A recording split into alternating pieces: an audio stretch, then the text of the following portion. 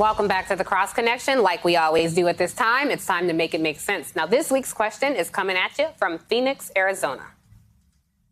I got a question for you. Why is Donald Trump running around free? I mean, he incited a riot. He continues to do so.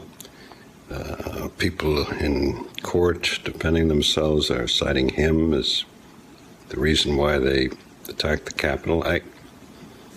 If we played by his rules, he'd be in jail. Or worse. I don't understand. Why can't he? Isn't there a seditious line he can cross? I know we have free speech in this country. As my friend's 4-year-old would say, we should cut his butt off and put him in jail. Can you make sense of that? Thank you. What a smart 4-year-old. I cannot tell you how much I appreciate questions like these. Now, with Donald Trump winning the 2024 presidential straw poll at CPAC, Crazy Pack, it's easy to forget just how much active legal peril he is still in. As of this morning, Donald Trump is caught up in at least 5 different criminal investigations. That's 2 state investigations in New York, one of which has already resulted in criminal charges against the private company that Trump owns and controls, and its top money man, Alan Weisselberg. Now, just this week, the Trump org axed Weisselberg from his job as CFO following those charges, leaving Alfalfa and Spanky there in charge, at least on paper. There's also the New York-based federal investigation that has already snagged Michael Cohen, Lev Parnas, and Igor Fruman and led to a raid on Rudy Giuliani's office. Now, meanwhile, down in my neck of the woods, Georgia, the state prosecutor in Fulton County, a.k.a. the ATL, is investigating Trump for possible crimes related to election tampering. Now, remember when Trump asked their Secretary of State to find him 11,000 votes?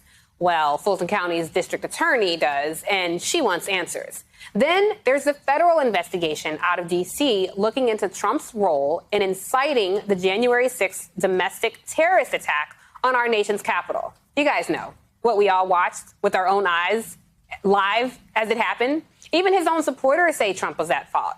Well, I mean, at least to the extent they can claim that Donnie made me do it as a defense. Now, so much for the party of personal responsibility, am I right?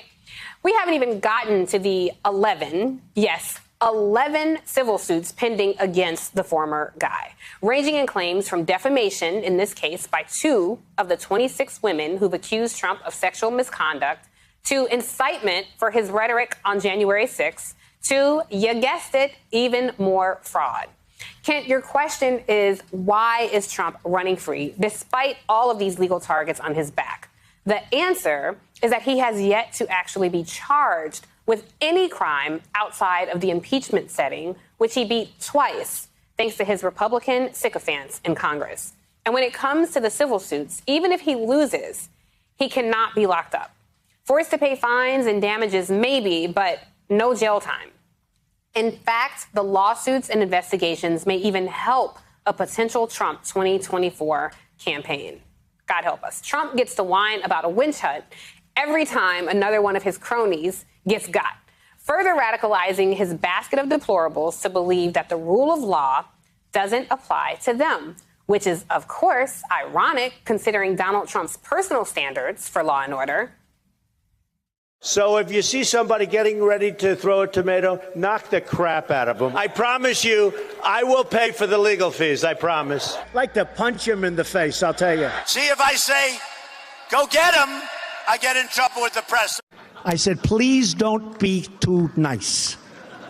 Like when you guys put somebody in the car and you're protecting their head, you know? I said, you can take the hand away, okay?